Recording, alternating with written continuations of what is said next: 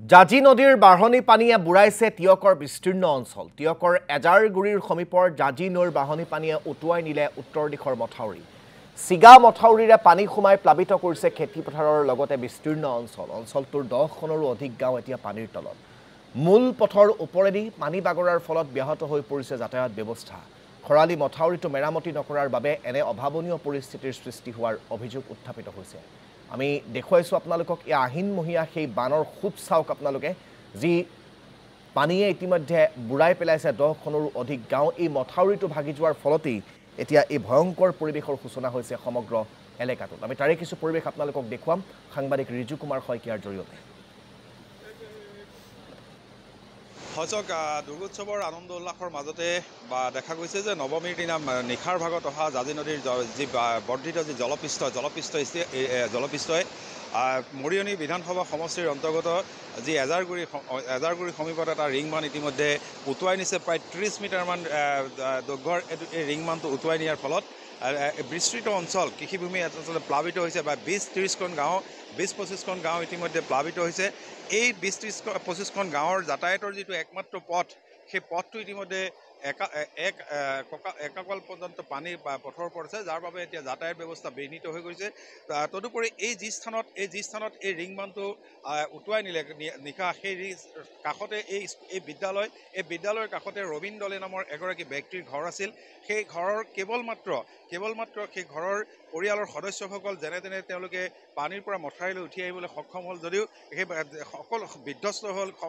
ঘৰটো উটুৱাই নিয়াৰ লগতে ঘৰৰ যিখিনি সম্পত্তি আছিল সেই সম্পত্তিৰ পশুধন সকলো পানীত উটি গ'ল, আৰু যাৰ বাবে এতিয়া এক নাজল নাথল অৱস্থা। তদুপৰি এই কৃষিভূমি, বিস্তৃত কৃষিভূমি প্ৰায় 100 হেক্টৰ উপৰিও 100 বিঘা উপৰিও এই যি কৃষিভূমি আছে, কৃষিভূমিত তেওঁলোকে অতি কষ্টৰে তেওঁলোকে কৃষি কাৰ্য কৰিছিল, খেতি কৰিছিল, আৰু খেতি এতিয়া পানীৰ তলত, যাৰ বাবে তেওঁলোকে অনাগত ভৱিষ্যতৰ কাৰণে আচলতে তেওঁলোকৰ শংকা নামিছে। এই মুহূৰ্তত দেখা গৈছে যে এই ৰিংবান্ধটো চিঙা অংশ চাবৰ কাৰণে ইতিমধ্যে টিয়ক ৰাজচক্ৰৰ চক্ৰ বিষয়াগৰাকী ইতিমধ্যে কিছু দূৰত আমি অৱস্থান কৰা দেখিছোঁ। মই স্থানীয় যুৱক আছে, মই তেওঁলোকৰ কাষলৈ যাব বিচাৰিছোঁ। কি ক'ব, নিশাৰ ভাগত এইটো ভাঙিল, আৰু মেৰামতি খৰালি হ'লে সাধাৰণতে মেৰামতি কৰা দেখা নাযায়।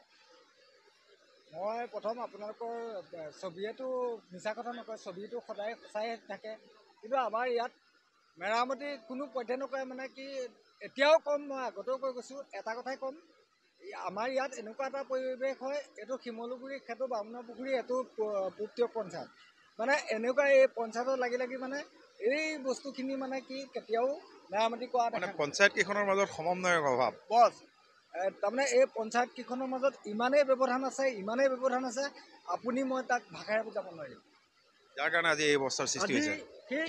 কিমান অঞ্চল প্লাবিত হৈছে? আজি এতিয়া যদি কওঁ মই 15-20খন গাঁও প্লাবিত হৈছে। তাত দুঘৰ মানুহ উটি গুচি গৈছে, ৰবীন দলে তেওঁৰ পৰিয়ালবৰ্গ, তাৰপিছতে গাহৰি উটি গৈছে, গৰু উটি গৈছে, এইখিনি আৰু ভাষাৰে বুজাব নোৱাৰিম। ধন্যবাদ জনাইছোঁ। পূব টিয়ক আঞ্চলিক পঞ্চায়তৰ সদস্যগৰাকী আমাৰ সৈতে আছে, মই তেওঁৰ পৰা জানিব বিচাৰিম যে নিশাৰ ভাগত অহা এই আহিনমহীয়া যি বান, আচলতে কোনেও কল্পনা কৰা নাছিল এনেকুৱা বান, আৰু আগতেও দেখা নাই বুলি আপোনালোকে প্ৰত্যক্ষ কৈছে, যে কি ক'ব এই মুহূৰ্তত? কি ক'ম, ক'বলৈ একেবাৰে মুখৰ কথা নোলোৱা হৈ গৈছে। এতিয়া এইটো সমস্যা আমাৰ ৰাইজে আকস্মিকভাৱে পালে মানে ৰাইজৰ দুৰ্গতি মই দেখিছোঁ বৰ ভাল নহ'ব। আৰু এইবাৰতো খেতি শেষ, খাবলৈও চাউল নাপাব, বাকী সমস্যা আছেই। কিন্তু মই ভাবিছোঁ যে এই সমস্যাটো প্ৰত্যেক বছৰে এইভাগে মাজে মাজে আহিয়ে থাকে। আহি থকাৰ কাৰণে আমাৰ এই বনাই পথলিয়ালৰ পৰা যিটো চুচাপাত সংযোগী ৰিংবান্ধ, এই ৰিংবান্ধটো যদি খুব সুস্থভাৱে নিৰ্মাণ কৰিব নোৱাৰি, এই সমস্যাটো আমাৰ জনগণে প্ৰত্যেক বছৰে ভোগ কৰি থাকিব। ধন্যবাদ জনাইছোঁ। মই পুনৰবাৰ মোৰ সহযোগী সেই দৃশ্য দেখুৱাবৰ কাৰণে অনুৰোধ জনাইছোঁ, যিটো আচলতে ৰিংবান্ধ।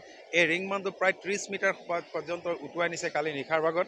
আৰু এই কথা ক'ব লাগিব যে ৰিংবান্ধটো নিৰ্মাণৰ বা মেৰামতি কৰাৰ যাৰ দায়িত্ব, এই দায়িত্ব আচলতে পঞ্চায়ত আৰু গ্ৰাম উন্নয়ন বিভাগে ল'ব লাগে। জলসম্পদ বিভাগে ইয়াৰ পৰা দায় সাৰে, আৰু যাৰ বাবে জলসম্পদ বিভাগ আৰু পঞ্চায়ত আৰু গ্ৰাম উন্নয়ন বিভাগৰ এই দুটা বিভাগৰ, অসম চৰকাৰৰ এই দুটা ব্যাগুণ বিভাগৰ অকমন্যতা আৰু বিসংগতি তেওঁলোকৰ মাজৰ সমন্বয়হীনতাৰ বাবে আচলতে এনে এক পৰিস্থিতি ভয়াৱহ পৰিস্থিতিৰ সৃষ্টি হয় প্ৰতি খৰালিতে এই অঞ্চলৰ ৰাইজে এই অঞ্চলৰ কৃষকসকলে এই অঞ্চলৰ ৰাইজে জলসম্পদ বিভাগৰ ওচৰলৈ যায় ৰিং বান্ধটো মেৰামতি কৰিবৰ বাবে আৰু দাবী জনায় আৰু জলসম্পদ বিভাগে তেওঁলোকৰ দায়িত্ব নহয় বুলি তেওঁলোকে দায়িত্ব সামৰে আৰু গাঁও পঞ্চায়ত আৰু পঞ্চায়তৰ গ্ৰাম উন্নয়ন আৰু পঞ্চায়ত বিভাগৰ যোগেদি তেওঁলোকে কলীয়াপানী উন্নয়ন খণ্ডলৈ যদি যায় তেওঁলোকে পঞ্চায়তৰ গ্ৰাম উন্নয়ন বিভাগেও তেওঁলোকৰ এই মেৰামতি কৰিবৰ বাবে এই ৰিংমান মেৰামতি কৰিবৰ বাবে তেওঁলোকৰ প্ৰয়োজনীয় অৰ্থৰ অভাৱ বুলি তেওঁলোকে দোহাই দি তেওঁলোকে দায়িত্ব সামৰে আৰু যাৰ পৰিণতিত প্ৰতি বছৰে প্ৰতি বাৰিষা এই অঞ্চলৰ ৰাইজে নদী কাষৰীয়া এই অঞ্চলৰ ৰাইজে দুৰ্ভোগ ভুগিব লগা হয় আৰু এই দুৰ্ভোগ ভোগাৰ সমান্তৰালকৈ যি গ্ৰাম্য অৰ্থনীতিত তেওঁলোকে